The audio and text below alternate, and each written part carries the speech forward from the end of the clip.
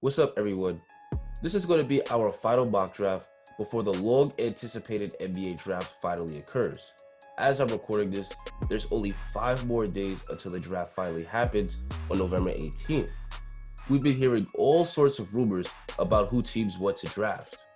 For example, there was a rumor just a few days ago that the Timberwolves were leading towards taking James Wiseman with the number 1 overall pick. As a rule of thumb, it's best not to automatically believe these rumors when they come out, because the reality is, teams often use smokescreens in an attempt to take advantage of other teams during the draft. It would make very little sense for a team to leak who they really want weeks before the draft. That would only hurt them. With that said, in this final mock draft on this channel, we're going to do our best to predict who teams are really going to take on draft night by looking at which prospect makes the most sense. And this is going to be just the lottery picks, meaning picks 1 through 14. But before we continue, if you like content like this, please like the video, as it really encourages the YouTube algorithm to recommend it to more people, and please subscribe, as it really helps my channel grow. Now let's continue. With the number 1 overall pick, the Timberwolves select Anthony Edwards. As stated before, there's been a report out there that the Wolves want James Wiseman, but I just have a hard time buying that rumor. Why would the Wolves want James Wiseman, who plays the same position as their franchise player Karl Anthony Towns, when Towns has already established himself as a top 5 center in the league? More than likely, the Wolves are just blowing smoke here. I have them going with Anthony Edwards with the number 1 pick. He is much more of a fit between Cat and D'Angelo Russell. There are some concerns about his defense, but his supreme talent and athleticism are undeniable. Here, the Wolves land a potential all-star that they hope can grow with their core. With the number 2 pick, the Warriors select James Wiseman. The Warriors have been linked to a multitude of prospects, but ultimately, I think they go with Wiseman here. Wiseman has the highest upside of anyone the Warriors could draft at this selection on their team. He's got incredible physical tools at 7'1", with a 7'6" wingspan, and he's very athletic for a player of his stature. Wiseman also has ball handling and shooting skills that's pretty solid for a big man. Wiseman one day could be a dominant player on both ends of the court, but his game still needs to be developed. With this pick, the Warriors land perhaps the future face of their franchise. With the number 3 pick, the Hornets will go with LaMelo Ball. The Hornets do have some young talent on the roster at the point guard position, but at this stage of their rebuild, they're more likely to go with best player available rather than best fit. The Hornets need to land a star. With Ball, the Hornets get a player who many scouts believe have the highest upside in this draft. He's a huge 6'8" point guard with incredible ball handling and playmaking skills. He could potentially be a fit alongside Devontae Graham, who emerged as a much improved player and an absolute gunner this year. Graham should get plenty of open looks playing off ball next to LaMelo. With this pick, the Hornets hope to finally land their franchise player. With the number 4 pick, the Bulls go with Deni Avdija. Despite the Bulls' horrible record this year, they have a lot of young talent on the roster. Zach LaVine was a borderline all-star, Kobe White had a good rookie year, and Lauri Markkanen and Wendell Carter Jr. are both very good. Injuries played a huge role in this team being so dreadful. With Deni, they get an overseas player out of Israel who's pretty good all around.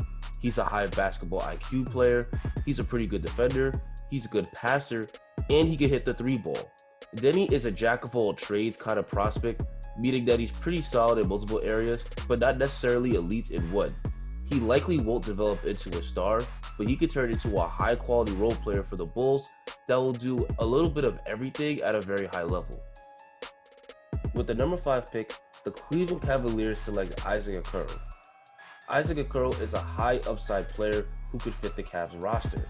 The Cavs were the worst defense in the league last year, ranking just 30th in defensive efficiency.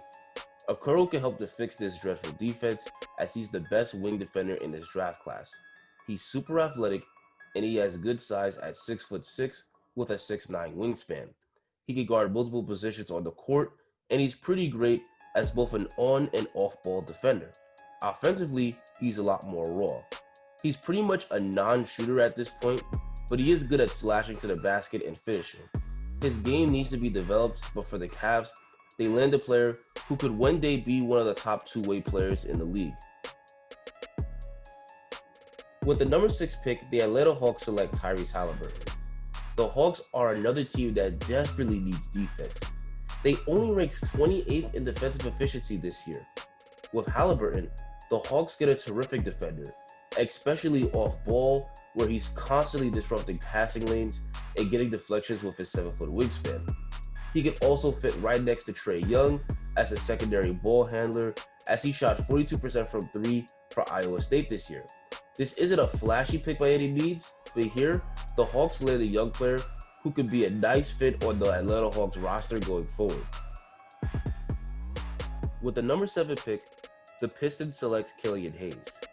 The Pistons have arguably the toughest rebuild in the league. There isn't much young talent on their roster, and they're stuck with the untradeable contract of Blake Griffin.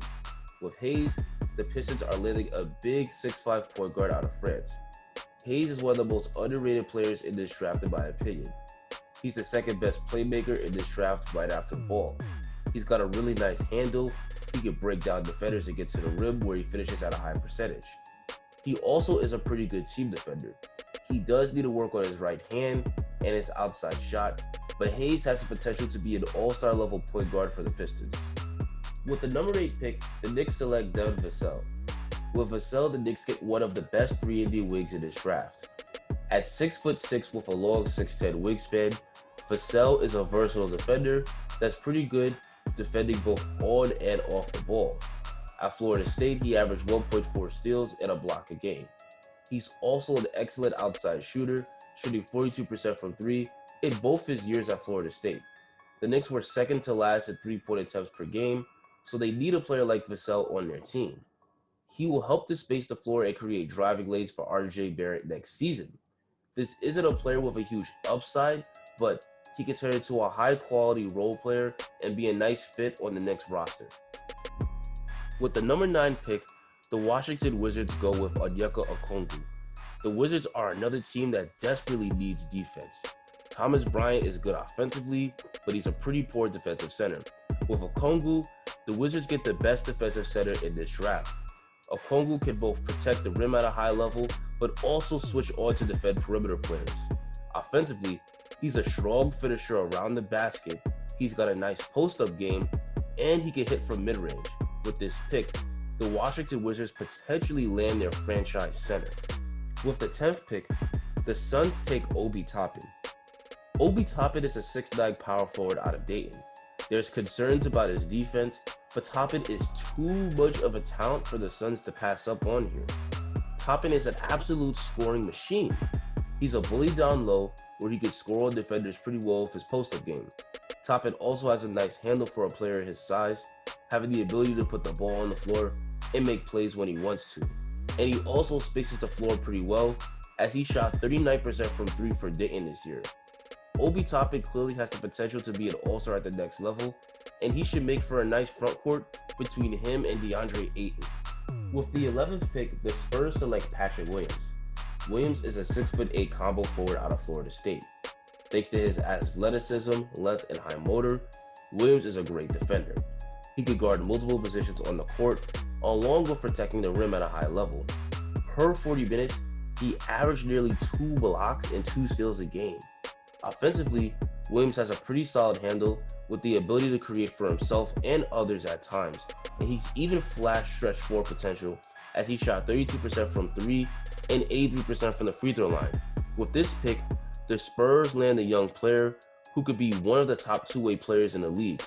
Williams will make for a really nice young core alongside Derek White and DeJounte Murray. With the 12th pick, the Kings select Aaron Nesmith. Nesmith is arguably the best shooter in this draft class, as he shot a ridiculous 52% from 3 for Vanderbilt this year. Nesmith could be the perfect replacement for Buddy Hield if he gets traded, as Hield reportedly wasn't happy with his role off the bench for the Kings this year. Nesmith will be a really nice floor spacer for De'Aaron Fox, and he will also be a nice perimeter defender for the Kings as well. Nesmith would be a nice draft selection for the Kings at pick number 12 here. With the 13th pick, the Pelicans select Saddiq Bey.